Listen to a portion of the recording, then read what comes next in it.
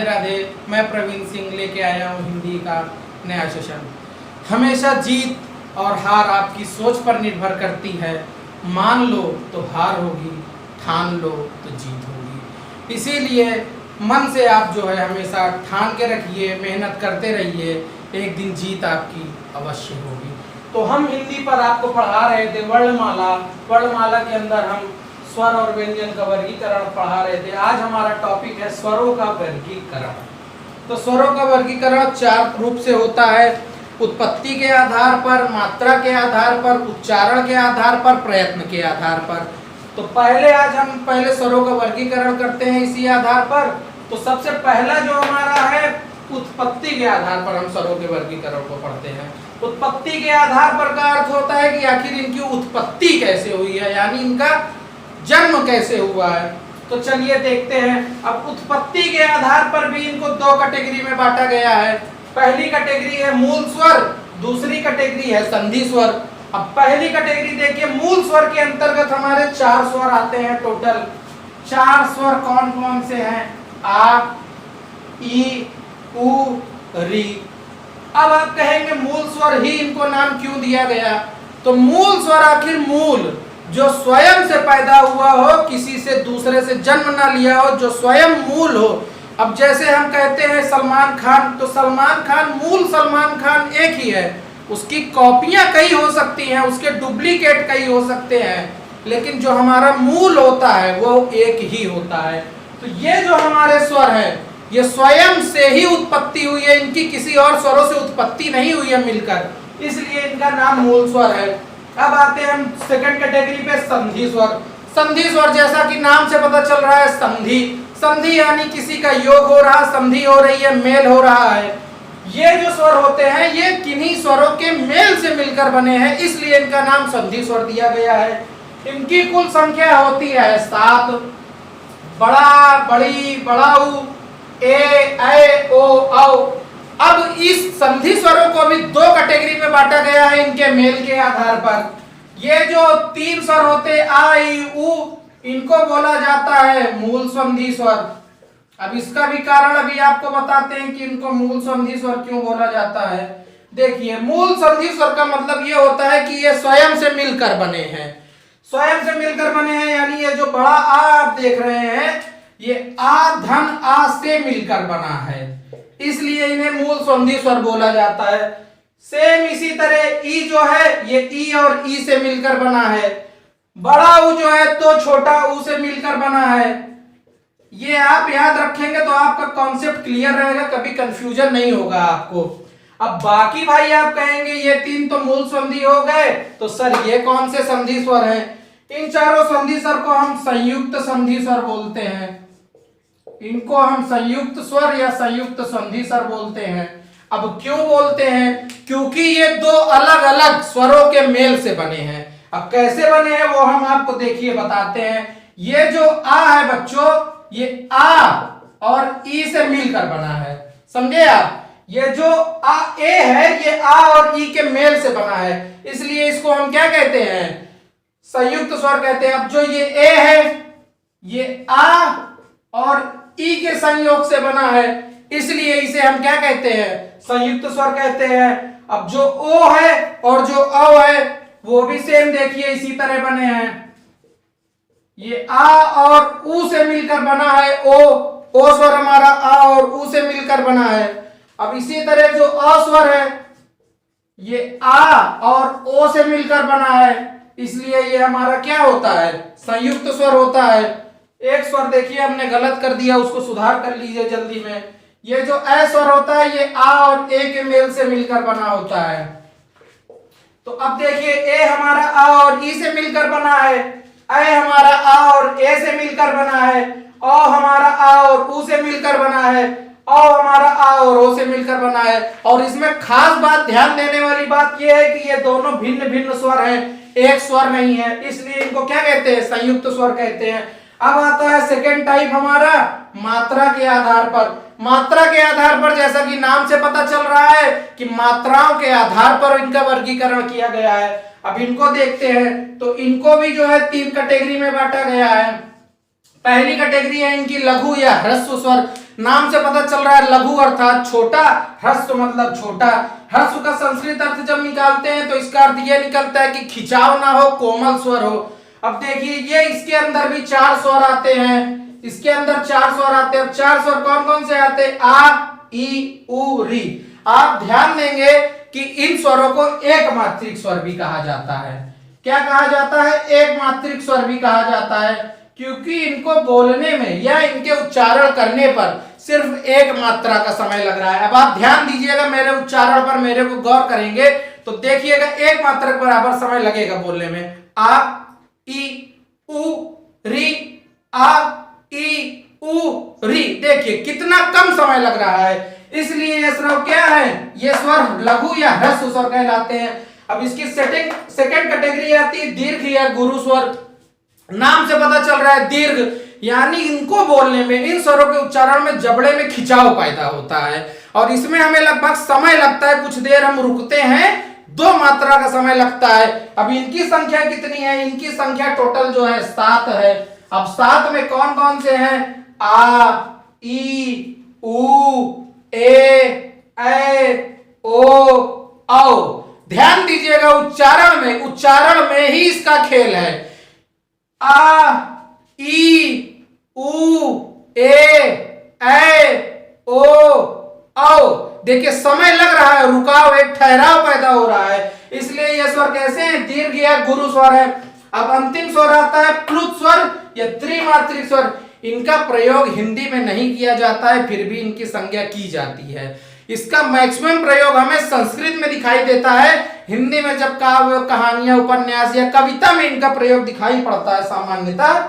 तो आप देखिए त्रिमात्रिक स्वर जैसा कि नाम से पता चल रहा है 3 मात्रा के बराबर समय, अर्थात इनको बोलने पे ज्यादा समय लगता है। एग्जाम्पल के तौर पे जैसे देखिए ये ओम लिखा है, ये जो बेटा ओम लिखा है इसका मतलब ओम नहीं है, इसका मतलब है ओम। देखिए ये जो 3 का निशान दिख रहा आपको है, इसका मतलब एक खिंचाव है, आप उसे खींच रहे हैं, शब्द को समय लग रहा है। ओम। अगर इस ओम को कोई ओम बोलता है तो वो गलत उच्चारण है, उसका सही उच्चारण क्या है? ओम। कुछ और देखते हैं हम, जैसे जब हम कभी कभी हंसते हैं, जब हम हंसते हैं तो हम कई बार बोलते हैं रावण हंसी जिसे हम बोलते हैं एक तरह से। जब आप देखते हैं रामायण में तो रावण हंसी हंसता है तो बहुत लंबा समय लेके हंसता है, वो भी हमारा किसका है? प्लुत स्वर का है। और कुछ लोग गांव में देखेंगे, दूर होते खेत में तो बुलाते हैं ए गोलुआ, तो जब वो गोलुआ बोलता है और वो जो खींचता है, अब मान लीजिए किसी को बुलाना है, उसका नाम कविता है तो बोलते हैं कविता। जब हम खिंचाव बहुत ज्यादा समय लेते हैं किसी चीज को बोलने पे तो वहां पर हमारा प्लुत स्वर होता है। अब आइए यहीं पर हम आगे 2 तरह के हमारे जो है स्वर का वर्गीकरण हो गया, बाकी बचे 2 स्वर के वर्गीकरण अब जल्दी से बताते हैं आपको और आप स्वरों का वर्गीकरण खत्म करते हैं। चलिए तो अब ये हमारा थर्ड कैटेगरी था उच्चारण के आधार पर स्वरों का वर्गीकरण। उच्चारण के आधार पर जैसा कि नाम से पता चल रहा है कि उच्चारण यानी इनका उच्चारण कैसे होता है। तो देखिए स्वर हमारे 11 होते हैं, आ, ई, उ, री, ए, ओ, औ। अब देखिए जो आ और आ होता है इनका उच्चारण हमारा कहां से होता है? कंठ से होता है। आप बोल के भी चेक करेंगे आ, तो देखिए यहां पर जोर पड़ रहा है आपके आ बोलने पर, तो ये हमारा कहां से होता है? कंठ से उच्चारित होता है। अभी इसकी मैं ट्रिक बताऊंगा कि आपको याद कैसे करना है कि ये स्वर का उच्चारण कहां से होता है। इसी के साथ मैं आपका उच्चारण स्थान वाला टॉपिक भी कवर करा दे रहा हूं इसी में। अब ई, आप ई में देखिए तालु हमारी यूज हो रही है, ई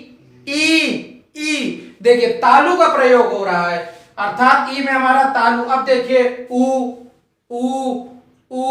ऊ में देखिए ओठ हमारे कैसे गोल आकार ले रहे हैं, वर्तुलाकार का आकार हमारे ओठ ले रहे हैं। तो ऊ में हमारा किससे होता है? ऊ का उच्चारण हमारे ओष्ठ से होता है, ओठों से होता है। री का उच्चारण हमारे कहां से होता है? मूर्धा से होता है। मूर्धा हमारी जो जीभ होती है इसके पीछे का पार्ट जो होता है उसको मूर्धा बोलते हैं। तो मूर्धा का जब हम देखिए प्रयोग कर रहे हैं तो देखिए री जीभ हमारी नीचे जो होता है जबड़े का पार्ट उसको छूता है। तो री का उच्चारण कहां से होता है? मूर्धा से होता है। अब देखिए ए और ए, आप पहली चीज तो इसको आपको बताया मैंने पीछे अभी जो है कि ए हमारा किसके मेल से बना है? आ और ई के मेल से बना है। तो आ का उच्चारण देखिए कंठ से होता है, ई का उच्चारण देखिए तालु से होता है, इसीलिए ए और ए का उच्चारण स्थान कहां से होगा? कंठ और तालु से होता है। ये याद करने का तरीका है, आपको याद सिर्फ ये 4 करना है। और अगर आपको पता है ये संयुक्त स्वर किससे मिलकर बने हैं तो इसका उच्चारण स्थान आप खुद निकाल लेंगे। अब देखिए ओ का हमारा किससे बनता है? ओ हमारा आ और ऊ से मिलकर बना है। आ का उच्चारण स्थान कंठ है, ऊ का उच्चारण स्थान ओष्ठ है, तो इसका उच्चारण स्थान हमारा क्या होगा? कंठोष्ठ होगा। अब देखिए इसको याद करने की ट्रिक, इसकी याद करने की ट्रिक आपको इस तरह कर लेना है, कुछ भी बना लेना है, कमला ताई। यही ट्रिक आपकी व्यंजन में भी देगी, बस थोड़ा सा चेंज रहेगा, चेंज नहीं करना है आपको। आपको बस यहां पर बनाना है कमला ताई ओम, कमला ताई ओम, और यहां पर आपको लिख लेना है कंठ से बोलो। बस से बोलो का कोई मतलब नहीं है बस। अब देखिए कमला का से कंठ, ताई ता से तालु, ओ से ओष्ठ, मां से मूर्धा, कंठ और से बोलो का कोई मतलब नहीं है, कंठ अर्थात बाकी बच्चों में कंठ तालु और कंठोष्ठ का प्रयोग होगा। ये हमारा तीसरा हो गया उच्चारण के आधार पर। अब लास्ट हम चलते हैं अपने चौथे आधार पर जो कि है हमारा प्रयत्न के आधार पर। चलिए ये स्वरों के वर्गीकरण के अंतर्गत लास्ट बचा है हमारा चौथा टाइप, प्रयत्न के आधार पर। प्रयत्न यानी जो हमारे अंदर से शरीर से प्रयत्न किया जा रहा है उस स्वर को उच्चारण में या बोलने में, उस प्रयत्न के आधार पर जो स्वरों का वर्गीकरण किया गया है, अब उसे मैं बता रहा हूं। प्रयत्न के आधार पर भी इनको 3 कैटेगरी में बांटा गया है। पहला है जिह्वागत स्वर, दूसरा है मुख विवर्गत स्वर, तीसरा है ओष्ठगत स्वर। चलिए अब पहला आते हैं जिह्वागत स्वर। जिह्वा से पता चल रहा है आखिर हमारे जीभ के आधार पर जो स्वर है। देखिए ये हमने एक छोटी सी जीभ बनाने का प्रयास किया है, आपको बहुत एग्जैक्ट तो नहीं बनी बट आप इससे समझ सकते हैं। तो देखिए जीभ बनी है, तो जीभ के जो सबसे आगे स्वर होते हैं यानी जो स्वर जीभ के अगले हिस्से से, ये जीभ के जो सबसे अगले हिस्से से बोले जाते हैं स्वर वो कौन से हैं? देखिए ई ए री, सभी में आप देखेंगे जीभ हमारी आगे की ओर आ रही, आगे की जीभ टच होती है तब ये हमारे निकलते हैं स्वर। तो इसलिए इनको क्या नाम दिया गया है? इनको नाम दिया गया है अग्र स्वर। अब देखिए जो आ है हमारा आ में ना जीभ हमारी आगे जा रही ना पीछे जा रही, स्थिर है। तो जो आ का उच्चारण हमारा होता है वो मध्य से होता है, इसलिए ये क्या कहलाता है? हमारा मध्य स्वर कहलाता है। अब देखिए बड़ा आ, ऊ, ओ, औ, इन सभी में जो जीभ का पिछला हिस्सा है उसका प्रयोग किया जाता है, इसलिए ये क्या कहलाते हैं? पश्च स्वर कहलाते हैं। अब देखिए बहुत सारा कंफ्यूजन होता है आपको कि कैसे सर याद होगा, क्या अग्र स्वर है, क्या पश्च स्वर है, क्या मध्य स्वर है, कंफ्यूजन। तो देखिए मध्य स्वर तो आप याद कर लेंगे एक बार में कि सिर्फ आ होता है हमारा मध्य स्वर। ये जो अग्र स्वर है इसके लिए हम एक ट्रिक बना देते हैं और उस ट्रिक का नाम है प्रिय बैठी आगे। ये लाइन आपको याद करनी है बस, प्रिय बैठी आगे, और इससे आपको अग्र स्वर याद हो जाएंगे। तो देखिए ई की मात्रा है, ई की मात्रा है, ए की मात्रा है, ए की मात्रा है, ए की मात्रा है, ए की मात्रा है, बड़ी की मात्रा है, बड़ी की मात्रा है, और आगे यानी अग्र स्वर। तो अग्र स्वर अगर आपको याद करना है तो प्रिय बैठी आगे, प्रिय बैठी आगे अर्थात अग्र स्वर जो है प्रिय और बैठी में जो जो मात्रा है उससे अग्र स्वर आपने याद कर लिया, बाकी बचे जितने भी स्वर है सभी पश्च स्वर। इस तरह आप याद कर लेंगे। अब आते हैं इसके सेकेंड कैटेगरी पे, मुख विवर्गत स्वर। मुख विवर्गत जैसे नाम से पता चल रहा है मुख, मुख हमारा कितना खुल रहा है कितना बंद हो रहा है उसके आधार पर जो स्वरों का उच्चारण है उन्हें हम मुख विवर्गत कैटेगरी के अंदर बांटते हैं। अब ये भी हमारे कितने हैं? 4 हैं। विव्रत, संव्रत, अर्धविव्रत, अर्धसंव्रत। तो विव्रत का मतलब होता है मुख का ज्यादा खुलना। जिस स्वर के उच्चारण में मुख ज्यादा से ज्यादा खुलता है वो हमारा क्या होता है, विव्रत स्वर होता है। तो जो आ होता है हमारा, आप देखिएगा मुख कितना खुल रहा है, आ देखिए मुंह फैलाव ले रहा है, तो आ हमारा विव्रत के अंतर्गत आता है।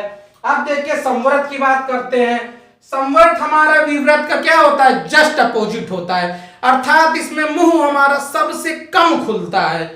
अब उदाहरण के लिए आप देखिए ई उ, जो मुख का खुलता है, खुलने वाला जो पोर्शन है हमारा, सबसे कम मुंह हम खोलते हैं संव्रत में। तो ऐसे स्वर जिनके उच्चारण में हम मुंह को सबसे कम खोलते हैं उसको हम कहते हैं संव्रत। यहां पर इसको हम लिख देते हैं, आपको भूले ना, आप इसका स्क्रीनशॉट ले लीजिएगा लास्ट में, जिससे कि आप जो है कभी भूल नहीं सकते हैं इस कॉन्सेप्ट को। ये जब कंप्लीट हो जाएगा और इसमें क्या होगा, मुख सबसे कम खुलता है, इससे आप याद रख लेंगे। यही इसकी पहचान है और आप भूलेंगे नहीं। कोई भी स्वर पूछेगा एग्जाम में आएगा यूपीपीसीएल के आपके कि बताइए यह स्वर क्या है, विव्रत है या संव्रत है, आप उसे बोलेंगे। अगर मुंह कम खुल रहा है तो संव्रत है, मुख ज्यादा खुल रहा है तो विव्रत है। अब देखिए अर्धविव्रत, जैसे कि नाम से ही पता चल रहा है विव्रत तो है लेकिन अर्ध है, आधा विव्रत, यानी जितना भी विव्रत में मुंह खुलता था उससे थोड़ा सा मुंह इसमें कम खुलता है। देखिए जैसे मुंह खुल रहा है, ज्यादा खुल रहा है, लेकिन जो हमें खुल रहा था उससे कम खुल रहा है, इसलिए ये क्या है, अर्धविव्रत है। अब अर्धसंव्रत इसी तरह देखिए मुंह हमारा इसमें जो है खुल रहा है लेकिन उतना नहीं खुल रहा है, यानी संव्रत से थोड़ा सा ज्यादा खुल रहा है, इसलिए इसका नाम क्या है, अर्धसंव्रत। लास्ट और अंतिम स्वर्गों के वर्गीकरण के अंतर्गत आता है प्रयत्न के आधार पर थर्ड कैटेगरी ओष्ठगत स्वर। जैसा कि नाम से पता चल रहा है ओष्ठगत, ओष्ठ मतलब ओठ, तो ओठों के आधार पर जो इनका वर्गीकरण किया गया उसे ओष्ठगत स्वर कहा गया है। अब इसके अंदर भी इनकी दो पॉपुलर कैटेगरी बनाई गई है। पहला है आवृत्त मुखी, दूसरा है वृत्त मुखी। वृत्त मुखी समझते हैं तो आवृत्त मुखी आपको अपने आप समझ में आ जाएगा। वृत्त मतलब क्या होता है बेटा, वृत्त मतलब होता है गोल, अर्थात ऐसे स्वर जिनके उच्चारण में मुंह हमारा गोल आकार लेता है, गोल आकार बनाता है, जैसे ओ औ। देखिए मुंह से जब हम बोल रहे हैं, इन स्वरों का उच्चारण कर रहे हैं, तो मुंह का आकार हमारा क्या बन रहा है, गोल बन रहा है, इसलिए इन्हें क्या कहते हैं, वृत्तमुखी। बाकी आपको याद करने की जरूरत नहीं है, इन चार स्वरों के अलावा जितने भी स्वर हैं वो सब आवृत्तमुखी पर हैं, और आप इनका उच्चारण भी करेंगे तो गौर करेंगे कि इनमें मुंह हमारा गोल नहीं बनता। जैसे ई री, क्या किसी में मुंह का आकार हमारे गोल हुआ, नहीं हुआ ना। तो जो हमारा स्वरों के उच्चारण में आकार मुंह का गोल ना हो तो उसे आवृत्तमुखी कहते हैं, और जहां पर हमारे स्वरों के उच्चारण में मुंह हमारा गोल आकार बनाए या वृत्त के आकार बनाए तो उसे वृत्तमुखी कहते हैं। अब देखिए एक इसमें और बहुत इंपॉर्टेंट चीज है, कई बार एग्जाम में पूछा गया है, कई विद्वान इसे मानते हैं और कई विद्वान नहीं मानते हैं, लेकिन कल को किसी एग्जाम में आ जाए तो आपका क्वेश्चन कहीं से भी नहीं छूटना चाहिए। अगर कोई टॉपिक मैं कवर करा रहा हूं तो उसमें हर तरफ से कई सारी किताबों का, कई सारे विद्वानों का निचोड़ देने का प्रयास करता हूं, जिससे यह जो वृत्तमुखी है इसका दूसरा नाम जो है वर्तुल भी होता है, याद रख लेंगे आप। वृत्तमुखी स्वरों को वर्तुल भी कहते हैं। और देखिए ये जो ई और ए होते हैं इनको आवर्तुल भी कहते हैं। आप इसका स्क्रीनशॉट जरूर ले लीजिएगा लास्ट में। और जो हमारा ये सिर्फ इतने हैं, देखिए गौर करिएगा, इसमें कंफ्यूज मत होइएगा। और जो सिर्फ आ और आ होते हैं, जो छोटा होता है देखिए उसे आमात्रिक स्वर भी कहते हैं, कोई उसकी मात्रा नहीं होती क्योंकि, और इसको क्या कहते हैं हम, उदासीन स्वर कहते हैं। अर्थात आ जब हम बोलते हैं तो हमारे मुंह के आकार पर कोई बहुत ज्यादा अंतर नहीं आता है, इसलिए इसे हम क्या कहते हैं। और ये जो बड़ा आ होता है ये हम अर्धवर्तुल बोलते हैं, क्योंकि गोल मुंह इसमें खुलता तो है वर्तुल की बराबर, लेकिन उससे कम खुलता है। तो आप इसका पूरे स्लाइड का स्क्रीनशॉट ले लीजिए, क्योंकि प्रयत्न के आधार पर स्वरों का वर्गीकरण सबसे कठिन माना गया है। पेपर में भी इसी से पूछता है, हो सकता है आपके आने वाले एग्जाम में पूछ ले, तो आप इसका स्क्रीनशॉट जरूर लेंगे। उम्मीद है आपने स्क्रीनशॉट ले लिया होगा। तो यहाँ पर हमारा स्वरों का वर्गीकरण समाप्त होता है। अब हम अगली वीडियो लेके आएंगे जिसमें हम आपको व्यंजनों का वर्गीकरण कराएंगे इसी तरह, और उसमें भी ट्रिक से आपको याद कराने की तरीका बताएंगे कि कैसे उच्चारण स्थान आप याद कर सकते हो। और आने वाले एग्जाम्स में ये सारे टॉपिक मोस्ट फेवरेबल होते हैं। किसी भी एग्जाम में वर्णमाला से 2 से 3 क्वेश्चंस आते ही आते हैं। और आपको जो है, अगर ये वीडियो, ये कंटेंट अच्छा लग रहा हो तो इस वीडियो को लाइक करिए, शेयर करिए, सब्सक्राइब करिए, अपने फ्रेंड्स को बताइए कि हाँ वहां पर कोर्स कंप्लीट कराया जा रहा है। धीरे धीरे आपको इसी तरह अच्छे अच्छे वीडियो मिलते रहेंगे। अगर छूना है आकाश तो ज्वाइन करिए mission with Akash. Thanks for watching. Thanks.